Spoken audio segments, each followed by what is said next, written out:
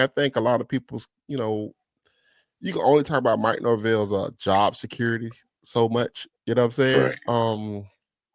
Which I'm gonna keep beating this horse until it's dead, but I just don't think he's in no trouble to get fired this year. I really don't. And I think some of the things he did from a coaching standpoint, the guys he added on the staff and the guys that he didn't fire on the staff, pretty much tells me that he's in no real trouble to be fired. I just don't because I told somebody if you felt like the reason why you lost a lot of games last year was because you didn't recruit well in high school and you didn't develop well, right? If that's the reason why you felt like you had such a bad year, if you felt that way, I would think that you would have fired the football GM.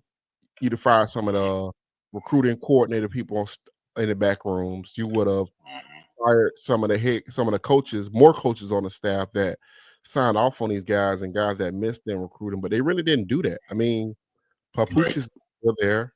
Um, Mike Norvell's still there.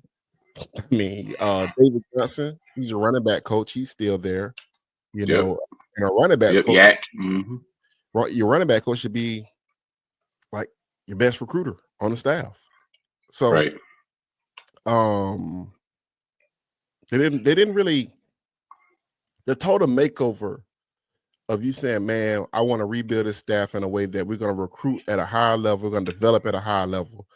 I think they actually should have fired more people and brought in more people. hmm You didn't bring in guys and I thought bringing in guys with like a lot of NFL experience would have been more prudent.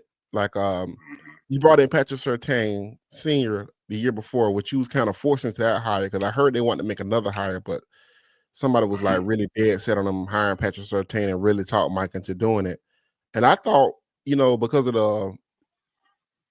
the benefits when you hired Surtain that you would have went that route, hired more guys like that. You know what I'm saying? But they didn't. So I keep saying this. They haven't moved like a staff. Well, Mike hasn't moved like a guy that feels like his job is in jeopardy. You know what I'm saying? Right. He hasn't moved like that, in my opinion. Yeah. Um, you can go from there. I'm sorry. I didn't want Oh to. no, you good. No, it's Okay. just. I mean, I think that you definitely hit a good point. I mean, if you were going to blow this thing up, there would have been a lot more people from the old regime that have been gone. But Mike. I mean, I'll say this again. I think people still living in that shock of the 2-10 season, and Right. it's it's so easy to go to the top and say, hey man, you're 2-10, you look real uncompetitive. There's some games that were over seemingly before even halftime was over. You kind of knew what the outcome Right. outcome was going to be. You were just getting out coached and stuff like that. But I just don't see how you win 23 games in 2 years and have one little. I mean, it was a big hiccup, but have a hiccup and think that now a guy's going to be out of a job. So I'm definitely not on that train. So I definitely agree with you there. But I just think that people are going to have to be a little more patient.